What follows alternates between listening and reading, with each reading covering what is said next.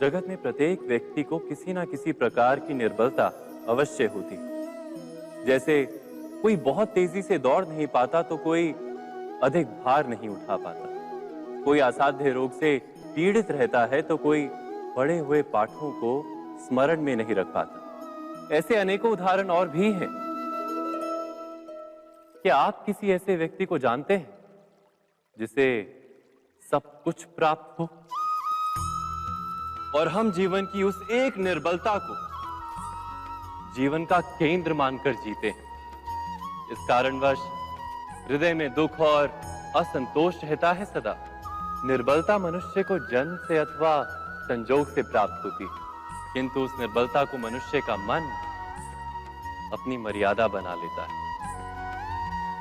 किंतु कुछ व्यक्ति ऐसे भी होते हैं जो अपने पुरुषार्थ और श्रम से उस निर्बलता को पराजित कर देते हैं। क्या भेद है उनमें और अन्य लोगों में? क्या आपने कभी विचार किया है? सरल सा उत्तर है इसका। जो व्यक्ति निर्बलता से पराजित नहीं होता, जो पुरुषार्थ करने का साहस रखता है हृदय में, वो निर्बलता को पार कर जाता है। अर्थात निर्बलता अवश्य ईश्वर देता है, किंतु मर्यादा मनुष्य का मन ही निर्मित करता है। स्वयं विचार कीजिए।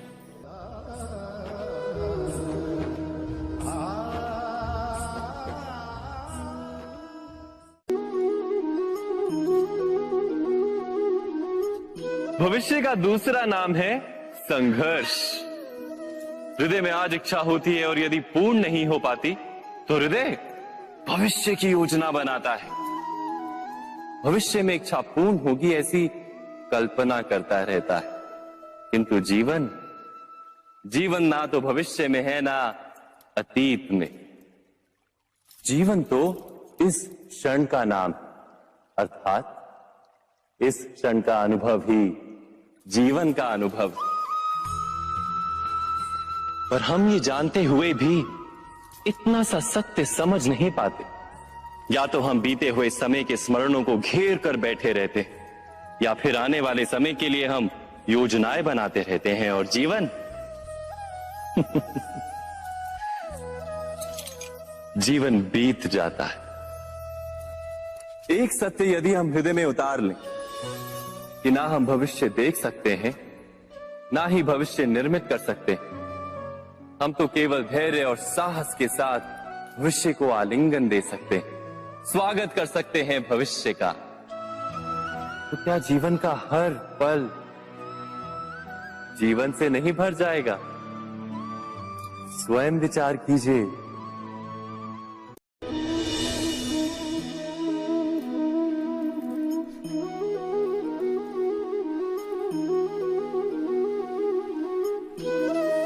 ज्ञान प्राप्ति सदा ही समर्पण से होती है, ये हम सब जानते हैं। किंतु समर्पण का वास्तविक महत्व क्या है? क्या हमने कभी विचार किया? मनुष्य का मन सदा ही ज्ञान प्राप्ति में विभिन्न बाधाओं को उत्पन्न करता है। कभी किसी अन्य विद्यार्थी से ईर्ष्या हो जाती है, कभी पढ़ाए हुए पाठों पर संदेह जन्मता है और कभी गुरु द्वारा दिया गया दंड मन को अहंकार से भर देता है। नहीं, क्या ऐसा नहीं होता? न जाने कैसे कैसे विचार मन को भटकाते हैं और मन की इसी अयोग्य स्थिति के कारण हम ज्ञान प्राप्त नहीं कर पाते। मन की योग्य स्थिति केवल समर्पण से निर्मित होती है। समर्पण मनुष्य के अहंकार का नाश करता है। ईर्ष्या, महत्वाकांक्षा आदि भावनाओं को दूर कर हृदय को शांत करता है और मन को एकाग्र करता है। वास्तव में ईश्वर की सृष्टि में ना ज्ञान की मर्यादा है, ना ज्ञानियों की। गुरु दत्तात्रेय ने तो गाय और श्वान से भी ज्ञान प्राप्त कर लिया था।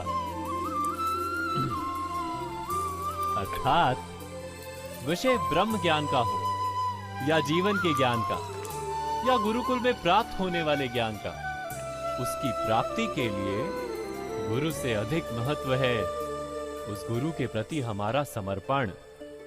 क्या यह सत्य नहीं?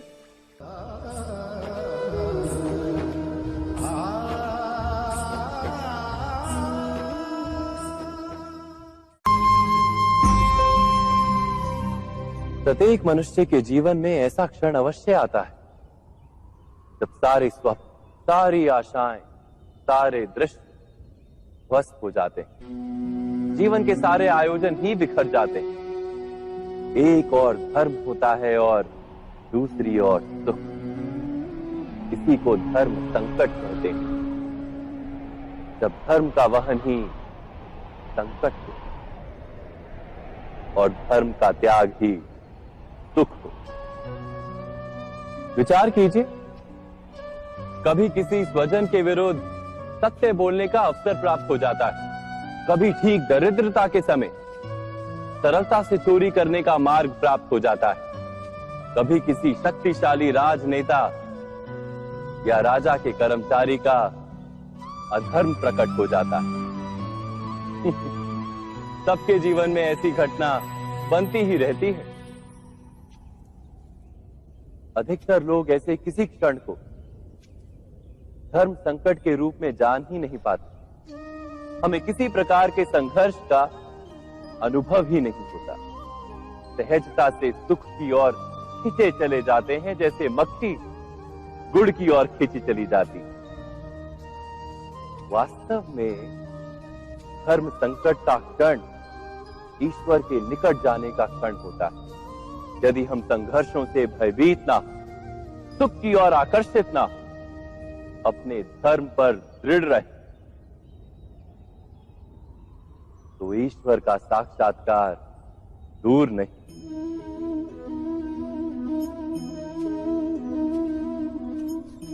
पवन से युद्ध करने वाला पत्ता यदि पेड़ से गिरता है तो भी आकाश की ओर उठता है।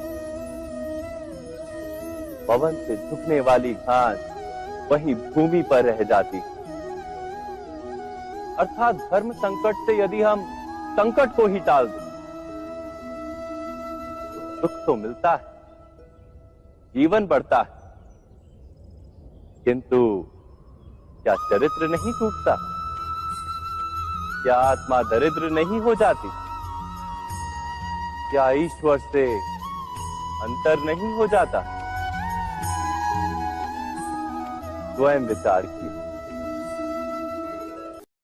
दो व्यक्ति जब निकट आते हैं तो एक दूसरे के लिए सीमाएं और मर्यादाएं निर्मित करने का प्रयत्न अवश्य करते हैं। हम यदि सारे संबंधों पर विचार करें तो देखेंगे कि इन सारे संबंधों का आधार यही सीमाएं हैं जो हम दूसरों के लिए निर्मित करते हैं। और यदि अनजाने में भी कोई अन्य व्यक्ति इन सीमाओं को तोड़ता है तो उसी क्षण हमारा हृदय क्रोध से भर जाता है। इन सीमाओं का वास्तविक रूप क्या है? क्या हमने कभी विचार किया? सीमाओं के द्वारा हम दूसरे व्यक्ति को निर्णय करने की अनुमति नहीं देते।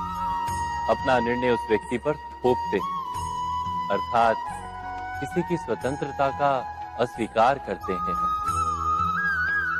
और जब स्वतंत्रता का अस्वीकार किया जाता है तो उसका हृदय दुख से भर जाता है। और जब वो सीमाओं को तोड़ता है तो हमारा हृदय क्रोध से भर जाता है। क्या ऐसा नहीं होता?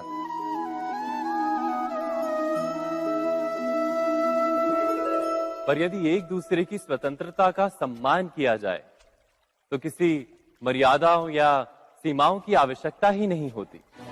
अर्थात जिस प्रकार स्वीकार किसी संबंध का देह है, क्या वैसे ही स्वतंत्रता किसी संबंध की आत्मा नहीं? स्वयं विचार कीजिए। सबके जीवन में ऐसा प्रसंग अवश्य आता है कि सत्य कहने का निश्चय होता है हृदय में, किंतु मुख से सत्य निकल नहीं पाता। कोई भय मन को घेर लेता है। किसी घटना अथवा प्रसंग के बारे में बात करना या फिर स्वयं से कोई भूल हो जाए उसके बारे में कुछ बोलना, क्या ये सत्य है? नहीं, ये तो केवल तथ्य है। अर्थात जैसा हुआ था वैसा केवल बोल देना सामान्य सी बात है। किंतु कभी कभी उस तथ्य को बोलते हुए भी भय लगता है। कदाचित किसी दूसरे की भावनाओं का विचार आता है मन। दूसरे को दुख होगा ये भय भी शब्दों को रोकता है। तो ये सत्य क्या है? क्या हमने कभी विचार किया है? जब भय रहते हुए भी कोई तथ्य बोलता है तो वो सत्य कहलाता है। वास्तव में सत्य कुछ और नहीं, केवल निर्भयता का दूसरा नाम है। और निर्भय होने का कोई समय नहीं होता, क्योंकि निर्भयता आत्मा का स्वभाव है। अर्थात क्या प्रत्येक क्षण सत्य बोलने का क्षण नहीं होता?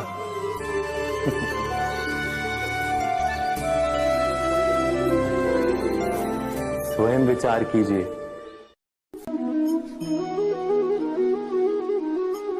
श्रेष्ठता का क्या अर्थ है? श्रेष्ठता का अर्थ है दूसरों से अधिक ज्ञान प्राप्त करना। अर्थात मूल्य इस बात का नहीं कि स्वयं कितना ज्ञान प्राप्त किया, मूल्य इस बात का है कि प्राप्त किया हुआ ज्ञान अन्य लोगों से कितना अधिक है। अर्थात श्रेष्ठता की इच्छा ज्ञान प्राप्ति को भी एक स्पर्धा बना देती है। और स्पर्धा में विजय अंतिम कब होती है?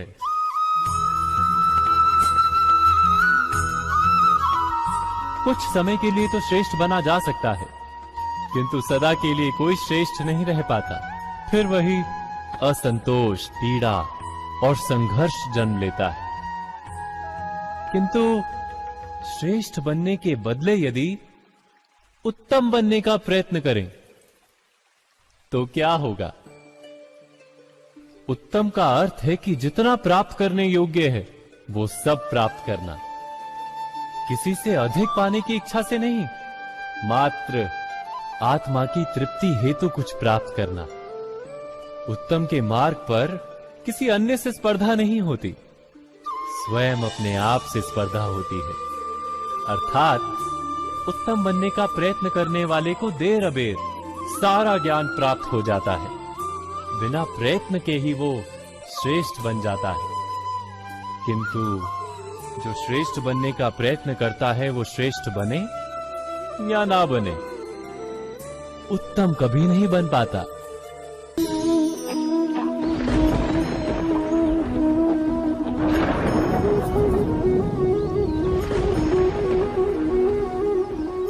सपनों और पूर्वाभासों के आधार पर हम भविष्य के सुख दुख की कल्पना करते हैं।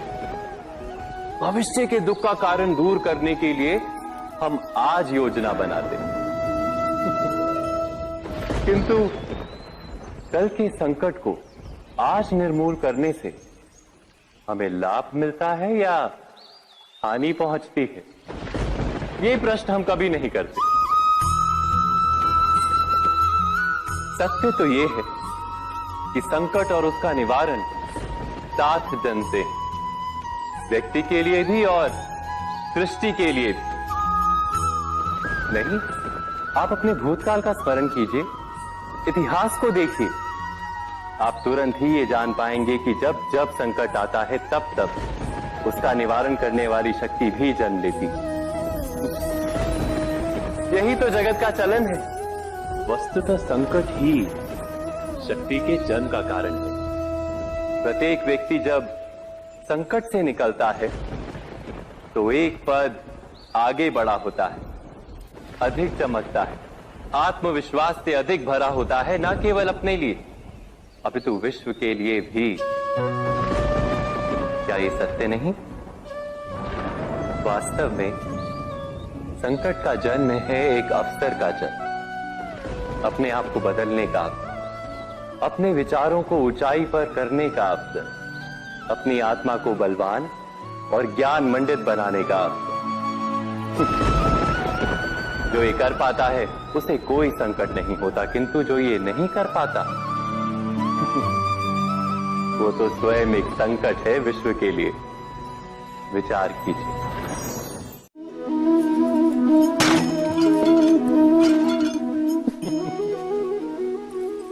कभी कभी कोई घटना मनुष्य के जीवन की सारी योजनाओं को तोड़ देती और मनुष्य उस आघात को अपने जीवन का केंद्र मान लेता। पर क्या भविष्य मनुष्य की योजनाओं के आधार पर निर्मित होते हैं? नहीं। जिस प्रकार किसी ऊंचे पर्वत पर सर्वप्रथम चढ़ने वाला उस पर्वत की तलाई में बैठकर जो योजना बनाता है, क्या वही योजना उसे उस पर्वत की चोटी तक पहुंचाती है? नहीं। वास्तव में वो जैसे जैसे ऊपर चढ़ता है वैसे वैसे उसे नई नई चुनौतियां, नई नई विडंबनाएं, नए नए अवरोध मिलते हैं। प्रत्येक पद पर वो अपने अगले पद का निर्णय करता है। प्रत्येक पद पर उसे अपनी योजनाओं को बदलना पड़ता है। कहीं पुरानी योजना उसे खाई में ना ढकेल दे। वो पर्वत को अपने योग्य नहीं बना पाता, केवल स्वयं को पर्वत के योग्य बना सकता है। क्या जीवन के साथ भी ऐसा ही नहीं? जब मनुष्य जीवन में किसी एक चुनौती को, एक अवरोध को अपने जीवन का केंद्र मान लेता है, अपने जीवन की गति को ही रोक देता है, तो वो अपने जीवन में सफल नहीं बन पाता और ना ही सुख और शांति प्राप्त कर पाता। अर्थात जीवन को अपने योग्य बनाने के बदले स्वयं अपने को जीवन के योग्य बनाना ही सफलता और सुख का एकमात्र मार्ग नहीं? स्वयं विचार कीजिए।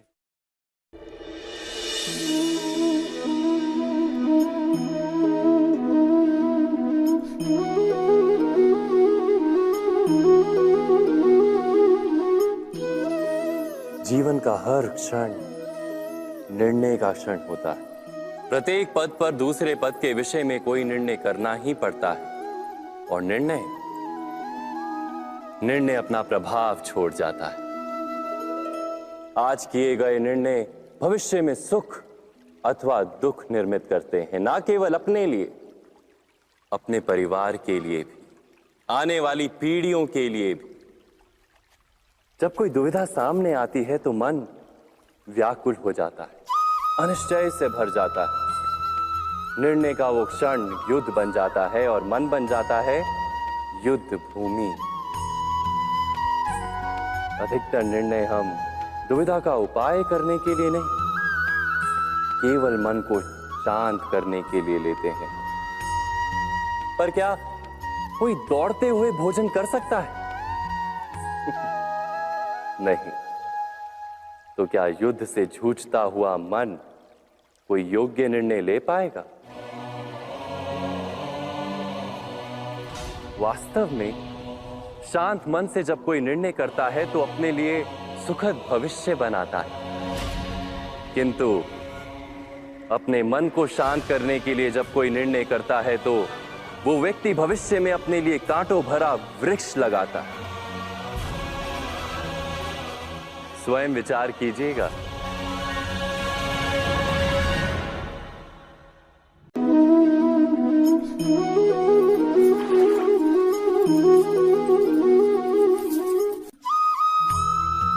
जीवन में आने वाले संघर्षों के लिए जब मनुष्य स्वयं को योग्य नहीं मानता, जब उसे अपने ही बल पर विश्वास नहीं रहता, तब वो सद्गुणों को त्याग कर दुर्गुणों को अपनाता है। वस्तुतः मनुष्य के जीवन में दुर्जनता जन्म ही तब लेती है जब उसके अंतर में आत्मविश्वास नहीं होता। आत्मविश्वास ही अच्छाई को धारण करता है। ये आत्मविश्वास है क्या?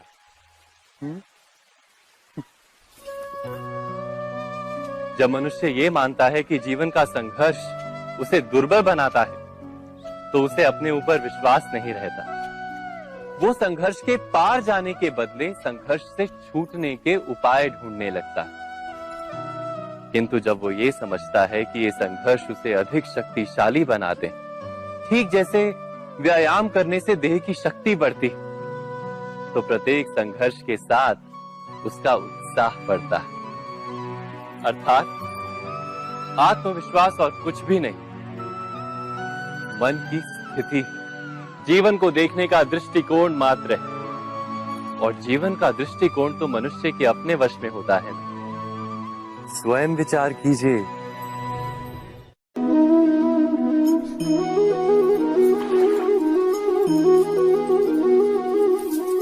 पिता सदा ही अपने संतान के सुख की कामना करते हैं। उनके भविष्य की चिंता करते रहते हैं। इसी कारणवश सदा ही अपने संतानों के भविष्य का मार्ग स्वयं निश्चित करने का प्रयत्न करते रहते हैं। जिस मार्ग पर पिता स्वयं चला है, जिस मार्ग के कंकर पत्थर को स्वयं देखा है, मार्ग की छाया, मार्ग की धूप को स्वयं जाना है, उसी मार्ग पर उसका पुत्र भी चले, यही इच्छा रहती है हर पिता की। निस्संदेह उत्तम भावना है ये, किंतु 3 प्रश्नों के ऊपर विचार करना हम भूल ही जाते हैं। कौन से प्रश्न? प्रथम प्रश्न, क्या समय के साथ प्रत्येक मार्ग बदल नहीं जाते? क्या समय सदा ही नई चुनौतियों को लेकर नहीं आता?